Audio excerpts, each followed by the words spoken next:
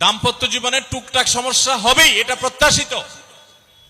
মনে রাখবেন, এই জিনিসটা যদি আপনি আগে থেকে মাথায় রাখেন তাহলে আপনার কষ্ট অনেকখানি দূর হয়ে যাবে। আমরা অনেকে আকাশ থেকে নেমে পড়ি, কি বলে এত বড় সাহস, এই কথা বলতে পারে কেন ভাই? আশ্চর্য হচ্ছেন কেন? এর চেয়ে বেশি কথা বলতে পারে, মাথা বাড়ি মারছে, আরে ভাই ছুরি মারে নাই যে শোকর আদায় করেন। বুঝেন নাই কথা? একই কথা বোনদের জন্য প্রযোজ্য। আমার মা বোন যারা শুনছেন তাদেরকেও বলছি, আপনার স্বামীর একটা কথা শুনে আপনি আকাশ থেকে নেমে পড়ছেন, আকাশ ভেঙে পড়ছে মাথার উপরে, কি এটা বললো সে, আপনি ডিপ্রেসড হয়ে যাচ্ছেন। আরে বোন ডিপ্রেসড হচ্ছেন কেন? এটা কেন?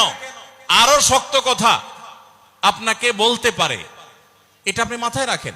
কারণ দিন শেষে তিনি মানুষ, তার ভুল হতে পারে, একটা সময় তিনি তার ভুল বুঝতে পারেন।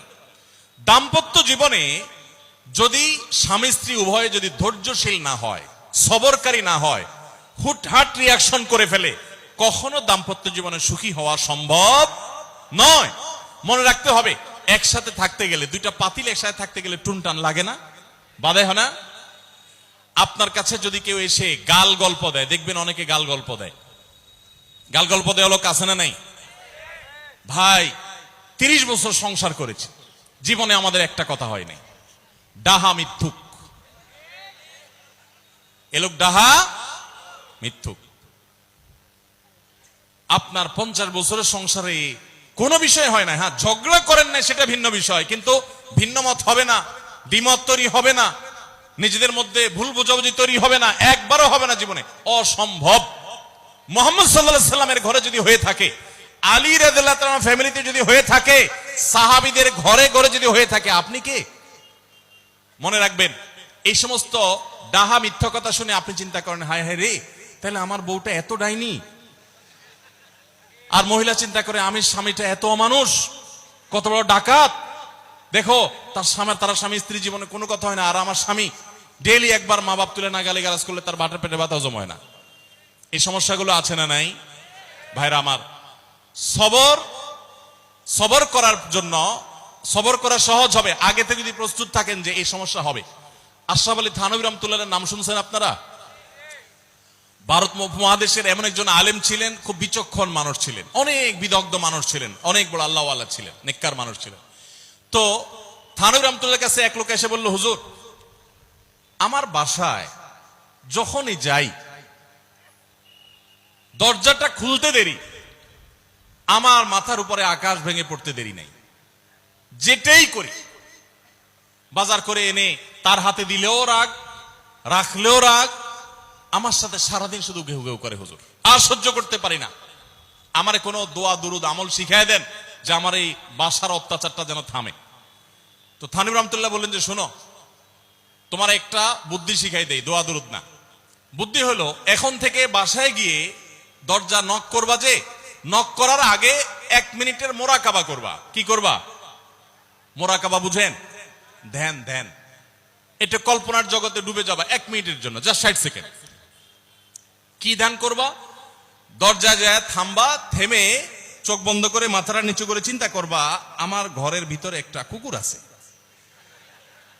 মানুষ দেখলে কি করবে? ঘেউ ঘেউ করবে। অতএব এটাতে আমার রাগ হওয়ার তো কিছু নাই, কুকুর কেন ঘেউ ঘেউ করছে এটা জিজ্ঞেস করার তার এক বোকামি। অতএব এটা আমি মাথায় কিছু নেব না, ইগনোর করব। কুকুর থাকলে কুকুর তো ঘেউ ঘেউ করবেই, এটা চিন্তা করে এরপরে বিসমিল্লাহ পড়ে নক করবা। তো এই বুদ্ধি অনুযায়ী পরের দিন আসছে বাসা, আগে 1 মিনিট মোরাকাবা করছে, এরপরে দরজা নক করছে। যথারীতি দরজা খোলার পরেই শুরু হয়ে গেছে যুদ্ধ, ইউক্রেন রাশিয়া, এখন ইসরায়েল ইরান। যুদ্ধ শুরু হয়ে যাওয়ার পর এই লোক অন্যান্য দিন সেও টুকটাক রিয়াকশন করে, হাতাহাতি, বকাবকি, দুই পক্ষ থেকে টুকটাক হামলা পাল্টা হামলা হইতো, কিন্তু আজকে সেই লোকটা আর হামলা টামলা তার করা দূরের কথা, উল্টা সে মিটমিট করে হাসতেছে, এবং একটা পর্যায়ে আর নিয়ন্ত্রণ করতে না পারে ফিক করে হাসেই দিচ্ছে। এবার বউ চিন্তা করতেছে কাহিনী কি, কারণ যারা ঝগড়া করে তাদের সাথে পাল্টা ঝগড়া না করলেও কিন্তু মেজাজ গরম হয়। কদিন আগে শুনছেন না পত্রিকা, যে এক মহিলা স্বামীরে ডিভোর্স দিছে, কেন? কারণ স্বামী ঝগড়া করে না। কদিন আগে পত্রিকা দেখছেন। এই মহিলা যখন দেখছে স্বামী হাইসা দিছে, সে এবার ঝগড়া টগড়া থামায় বলতেছে, ঠান্ডা মাথা বলতেছে, কাহিনী কি বলো তো, তুমি হাসতেছো কেন? বল না না কিছু না কিছু না। সে তো বলবে না। স্বামী মনে করছে হয়তো অন্য কোনো কাহিনী আছে, কোনোভাবে উদ্ধার করতে পারে নাই। পরের দিন আবার সেম কাহিনী, আবারও হেসে দিচ্ছে। মহিলা চিন্তা করছে ব্যাপার কি, বলে না আজকে তো তোমার একদিন কি আমার একদিন, বলতেই হবে তোমার। কেন তুমি হাসতেছো? আমার ঝগড়ার বিনিময়ে তুমি ঝগড়া না করে হাসতেছো, অপমান করতেছো। আমার ঝগড়ার কোনো দাম নাই? আমি কি কথা বলতেছি না, এগুলো কোনো মূল্য নাই? যখন চেতে যাচ্ছে এবার বলতেছে, শোনো তুমি যেহেতু জোরই করতেছো, তাইলে আমি বলি, আমি গেছি এক হুজুরের কাছে, হুজুর আমার এই বুদ্ধি শিখাই দিছে, আমি সেই বুদ্ধি অনুযায়ী চিন্তা করি। এখন আমি চোখের সামনে যখন চিন্তা করি যে কুকুর গেউ করতেছে, আমার হাসি আসে। তখন বউ চিন্তা করে, কি বললা তুমি? তাহলে তুমি এই মনে করো আমারে? এবার থেকে বেচারে ঝগড়া করার আগেই তার থেমে যায়, চিন্তা করে হায় হায়, আমি ঝগড়া করলে তো সে মনে মনে আমার ওইটা চিন্তা করবে। বুঝতে পারছেন? দাম্পত্য জীবনে একটু বুদ্ধিশুদ্ধি করে না চললে, শুধুমাত্র সোজা হয়ে দোয়া দুরুদ পড়বেন আর সব সোজা হয়ে যাবে, শুয়ের মতো, এত সোজা না। একটু বুদ্ধিশুদ্ধি খাটায় চলতে হয় এবং সবর করতে হয়। এই যে ভদ্রলোক যদি সবর না করতেন, তাহলে মারামারি কাটাকাটি করে কখনো সমাধান হয় না। স্বামী স্ত্রী উভয়কেই আমরা এই যে ঘটনা বলেছি, এই ঘটনার মাধ্যমে কাউকে ছোট করার উদ্দেশ্য না, জাস্ট বোঝানোর উদ্দেশ্য। এটা বিপরীত দিক থেকেও হতে পারে যে আমরা সবর করতে হবে দাম্পত্য জীবনে। তাহলে আগে থেকে, যদি এই ঘটনা বলার উদ্দেশ্য হলো যে এই ভদ্রলোক আগে থেকে যখন অপেক্ষা করছেন যে হ্যাঁ অনাকাঙ্ক্ষিত কিছু হতেই পারে, তখন এটার জন্য প্রস্তুত থাকার কারণে আর তার ঝামেলা বাড়ে নাই, বরং কমছে। এখন আপনি যদি আগে থেকে প্রস্তুত থাকেন, দাম্পত্য জীবন টুকটাক সমস্যা হবেই। দুই ঘরে দুইজন মানুষ একসাথ হয়েছি, বহু কিছুতে গরমিল হবে। অতএব আমরা সবর করব, ধৈর্য ধারণ করব, ভালো দিনগুলো দেখব। প্রিয় নবী সাল্লাল্লাহু আলাইহি সাল্লাম বলেছেন, তুমি তোমার স্ত্রীর কোনো কিছু দেখে যদি রাগান্বিত হও, তুমি তোমার, সে আপনাকে গালিগালাজ করে কিন্তু চরিত্রহীন না। অনেকের স্বামীটা খুব ভদ্র কিন্তু চরিত্রহীন, ব্যবহার ভালো করে চরিত্রহীন, তাদের কষ্ট আপনার চাইতে কম না। অনেকের স্বামী খুব ভদ্র কিন্তু বেকার, 2 পয়সা কামাই করতে পারে না, সারাদিন ঘরে বসে বসে খায় আর শ্বশুরবাড়ি থেকে যৌতুক এনে না খায়, নিশ্চয় আপনি তার চাইতে ভালো আছেন। মানুষ এভাবে যখন ভালো দিকগুলো চিন্তা করবে, তখন তার ভিতরে শকর আসবে। তাহলে দাম্পত্য জীবনে সুখ শান্তির জন্য তৃতীয় করণীয় হলো সবর এবং শকরের চর্চা করা। আল্লাহ আমাদের সবাইকে তৌফিক দান করুন। 4 নম্বর হলো স্বীকৃতি দিতে জানা। অনেক লোক আছে নিজেকে খুব শিয়ানা মনে করে, স্বামী হয়ে বউর তারিফ করতে রাজি না, বউ হয়ে স্বামীর তারিফ করতে। দাম্পত্য জীবনের সুখের জন্য একে অন্যের তারিফ করার কোনো বিকল্প নাই। প্রিয় নবী সাল্লাল্লাহু আলাইহি সাল্লাম তার স্ত্রীদের তারিফ করতেন, প্রশংসা করতেন। আয়েশা রাদিয়াল্লাহু তাআলা আনহাকে বলেছেন যে আয়েশা, তোমার অবস্থানটা হলো খাদ্যের মধ্যে সারিদ নামক একটা বিশেষ খাদ্য আছে, রুটি এবং গোশতের ঝোল মিছিয়ে আরবরা খায়। নবী সাল্লাল্লাহু আলাইহি সাল্লাম বলেছেন, সারিদ এই খাদ্যটা যেরকম খুব প্রিয় অন্য সব খাদ্যের চাইতে আমার কাছে, অন্য সব নারীদের চাইতে তুমি আমার কাছে সেরকম প্রিয়। আপনারা জানেন, স্বামী স্ত্রী একে অন্যের সাথে মিথ্যা কথা বলা, বউয়ের সাথে মিথ্যা কথা বলা, মিথ্যা কথা বলে সব ধরনের মিথ্যা কথা না, পামপট্টিমূলক মিথ্যা কথা বলা, প্রশংসামূলক মিথ্যা কথা বলা, এটা জায়েজ আছে।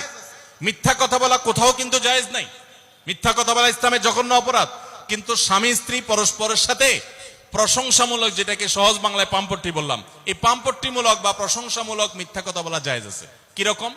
আবার এটা যাই এখন থেকে বাজার থেকে 500 টাকার কাপড় নিয়ে যায় বলেন 2000 টাকা দিয়ে কিনছি, এটা কিন্তু জায়েজ নাই। কেন জায়েজ নাই?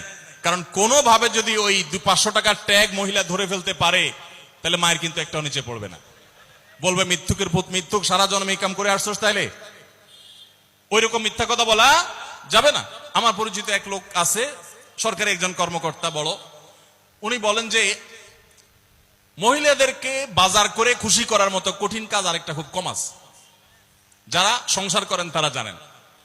কারণ আমি একটা কথা প্রায় বলি, দুনিয়াতে বহু বুদ্ধিমান মানুষ আছে, বহু চালাক মানুষ আছে, কিন্তু একটাও চালাক বা বুদ্ধিমান স্বামী আছে বলে আমার মনে হয় না পৃথিবীতে। বুঝা ঠিক বলছেন? বহু চালাক বুদ্ধিমান মানুষ দুনিয়াতে আছে, কিন্তু কোন চালাক বা বুদ্ধিমান স্বামী দুনিয়াতে। তার মানে কি? প্রত্যেকটা বউয়ের কাছে তার স্বামীটা হলো আস্ত বেকুব। যত বড় শিক্ষিত হোক, যত বড় রাজনীতিবিদ হোক, যত বড় মাথাওয়ালা হোক, যত বড় শেয়ানা হোক, যত বড় ব্যবসায়ী হোক, বউয়ের কাছে বউগুলা, সব বউরা, মহিলারা মনে করে কি, এ বেটা বেকুব। ম্যাক্সিমাম ক্ষেত্রে এটার ভিতরে আলাদা একটা আনন্দ আছে। বউয়ের কাছে বেশি শেয়ানা সাজার ভিতরে বেশি আনন্দ নাই। পরিবারের কাছে বেশি শেয়ানামি করতে হয় না, সেখানে বোকা সাজার ভিতরে একটা আনন্দ আছে। যাই হোক, তো ওই যে ভদ্রলোকের কথা বলছিলাম, বাজারের কথা বলছিলাম, যে বাজার করে মহিলাদের খুশি করা খুব কঠিন। আপনি গোশত কিনেন, মাছ কিনেন, যাই কিনেন, তারা খুব কমই সন্তুষ্ট থাকে বেশিরভাগ ক্ষেত্রে। সব মেয়েদের কথা বলছি না। কেন সন্তুষ্ট থাকে না? কারণ তারা আশা করে আরো কম দামে কিনবেন, আরো কম দামে কিনবেন। আপনি জিতে গেলে তারা খুশি, হেরে গেলে আপনারা বকা দিবে সে। তো এক সরকারি কর্মকর্তা, বড় কর্মকর্তা আমাকে বলতেছিলেন যে দেখেন, আমি সারা জীবন বাজার করি আর বইয়ের বকা শুনি। আমি চলে যাওয়ার পর আমার অফিসের একজন কেরানি আছে, তাকে দায়িত্ব দিছি বাজার টাজার করার জন্য। এই লোক বাজার করার পর আমার বউ বিরাট খুশি, বলে যে তার নাম ধরে বলতেছে, অমুক বাজার করলে প্রতিদিন ঠিক মতো বাজার করে, দাম দোষ ঠিকঠাক থাকে, মাপজোপ সব ঠিকঠাক থাকে, তোমারে প্রতিদিন ধরায় দেয় দোকানদার, কমায় দেয়। 2 কেজির গোশত আমার কাছে মনে হয় 1.5 কেজি দিছে, ওজন কম দিছে মনে হয়, নজরে উঠে না। তো লোকটা বলেছে আমার খুব সন্দেহ হলো, একই দোকান থেকে আমিও আনি, সেও আনে, আর আমার তো ঠকানোর কথা না, পরিচিত দোকানদার। তাহলে মহিলা এই কথা বললো, তার ব্যাপারে কাহিনীটা কি? তারা ডেকে বলছে, বলো তো কাহিনী কি, সিক্রেটটা কি? তো লোকটা বলতেছে যে স্যার, সত্য বলতে কি, আমি গোশত 3 কেজি কিনলে ম্যাডামকে বলতাম 2 কেজি, 1000 টাকা কিনলে ম্যাডামরে বলতাম 500 টাকা। টাকা তো আপনি দিবেন, আপনার সাথে বোঝাপড়া হবে, কিন্তু আমি জানি বাসায় এটা বললে বউরা খুশি থাকে। তো এই জন্য আমি একটু কমায় কমায় বলি দাম, আর জিনিস কমায় কমায় বলি। তখন সে প্রতিদিন 2 কেজি মাংস যেটা দেখে আপনি আনেন, আজকে দেখে যে সে 1 কেজি মাংস ওই পরিমাণ, তখন সে তো খুশি হবেই স্যার। তখন ওই লোকটা বলতেছে দেখেন, সে এইটা করে আমার গোটা সংসারে আগুন ধরায় দিস। তো এইভাবে মিথ্যা কথা বলা কিন্তু জায়েজ নাই। কোন মিথ্যা কথা বলা জায়েজ আছে? ধরেন আপনি আপনার বউরে বললেন, দেখো তুমি চাঁদের চাইতেও সুন্দর। কিসের চাইতে সুন্দর? ভাই চাঁদের চাইতে উজ্জ্বল মানুষ হয় সম্ভব? ডাহা মিথ্যা কথা না? কিন্তু এই মিথ্যা কথা বলা কি আছে? জায়েজ আছে। সৌদি আরবের একজন আলেম, ডক্টর আয়েজ আল কারনি, মুসলিম বিশ্বের সবচেয়ে জনপ্রিয় আলেমদের মধ্যে একজন। ওনার একটা বক্তব্য আমি শুনেছি, অত্যন্ত চমৎকার কথা বলেন এবং দারুণ দারুণ টিপস দিয়ে থাকেন। উনি বলেন যে একটা ইউনিভার্সিটি প্রোগ্রামে স্টুডেন্টদের সামনে উনি বলছিলেন যে আমি একবার একটা আইডিয়া দিয়েছি দাম্পত্য জীবনে সুখ শান্তির জন্য। বলেন যে এটা ইমপ্লিমেন্ট করে অনেকেই সুফল পেয়েছেন, আমাকে ব্যক্তিগতভাবে জানিয়েছেন। টিপসটা কি? টিপসটা হলো উনি বললেন যে বাসায় ঢুকে মাঝে মধ্যে, সবসময় করলে আবার মাইর খাবেন, যখন দেখবেন বউয়ের মুড টুট ভালো আছে, বাসায় ঢুকে আস্তে করে লাইটের সুইচটা অফ করে দিবেন। তখন বলবো কি ব্যাপার, লাইট বন্ধ করলা কেন? তখন বলবেন যে দেখো, বাসায় আসলে তোমার চেহারার উজ্জ্বলতা থাকলে আর এই লাইটের দরকার হয় না। মহিলা ধরে ফেলবে যে আপনি পাম্পটি দিচ্ছেন, বাতাস দিচ্ছেন, কিন্তু পাম্প যাকে দেন সে যতই বুঝুক না কেন, কিছু না কিছু কাজ হয়, কিছু না কিছু। একেবারে শতভাগ যদি বুঝে কাউকে প্রশংসা করছেন, সে বুঝে, তারপরও সে একটু খুশি হয়, ভালো লাগে। তো উনি বললেন যে শরবত বানায় আনছে বউয়ে, তখন বলবেন যে দেখো চিনি দিও না, চিনি দিও না। তারপর বউরে বলবেন যে আঙ্গুলটা একটু চুবাই দাও। কেন? কারণ তুমি আঙ্গুলটা চুবাই দিলে ওটা চিনি চাইলে বেশি মিষ্টি লাগে। এই যে কথাগুলো, এই কথাগুলো আসলে সত্য কথা না। তো এই টাইপের কথা স্বামী স্ত্রীর মধ্যে মিথ্যা হলেও সেটা কি আছে? জায়েজ আছে। ভাইরা আমার, তো এই জন্য দাম্পত্য জীবনে সুখ শান্তির জন্য একে অন্যকে ভালোবাসা, প্রশংসা করতে জানা, বিশেষ করে স্বীকৃতি দিতে জানা, ভালো গুণগুলোর কথা বলা, এটা হারিয়ে গেছে। অনেকে মনে করে যে না, ভালো গুণ বললে মাথায় উঠবে। এটা ভুল। মাথায় উঠবে সেটা ব্যালেন্স